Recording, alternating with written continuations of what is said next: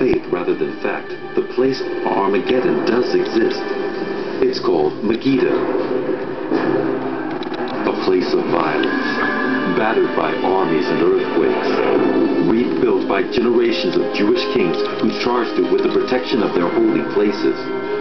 Across 60 centuries, this hilltop has seen the rise and fall of 30 cities. The walls are gorgeous, curved exactly the way that we would do it today. Now, our investigators have come here to understand why, of all the cities in this blood-soaked land, the writer of the book of Revelation chose Meggido. What is it that inspired him to find this site, Meggido, as the site of his vision of Armageddon? This is the lost world of the city of Armageddon.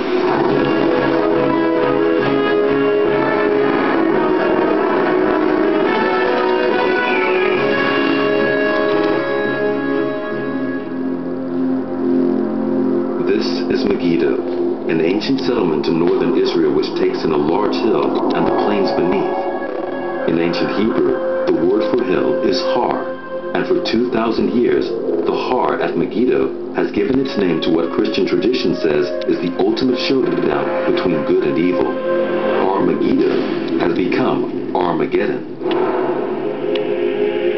St. John the Apostle set out his vision of the apocalypse in the book of Revelation.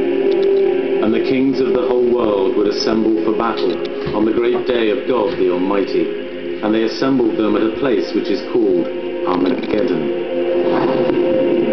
He imagined these plains as the place where the final battle would be fought. Our investigators have come here to find out why. Mark Telesnik is a geotechnical engineer. By looking at Meggido's fortifications, he can build a picture of how the city changed and grew through biblical history. It's a huge project on our scale. If we think about a shopping center that we build today, they're a lot smaller than that. All floored and tiled and leveled with a fence around it. Huge project.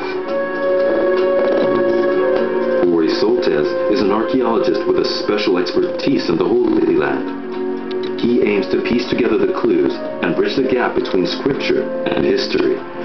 From Tutmosis to Solomon to Ahab to Josiah, and of course finally to John looking back at the whole thing and seeing in Meggido, Armageddon, the place where in the future good and evil will meet and reality as we know it will end.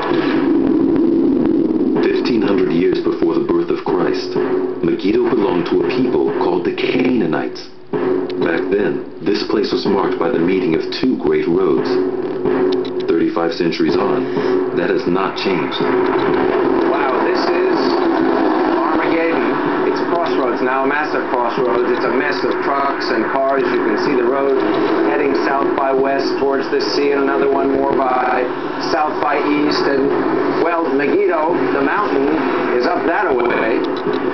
And all around us is chaos. Ori drives the road to Meggido with archaeologist Yotam Tepper. Why is Meggido so important? Why is this pass important? The path is important because this is the most easy way to came between Egypt and Mesopotamia. So then Meggido itself, because it commands the pass, becomes important. But this is a very good place to control. 3,500 years ago, Meggido stood at a pass between the lands of three great powers. To the east lay the wealthy lands of Mesopotamia. To the north, the land of the Hittites.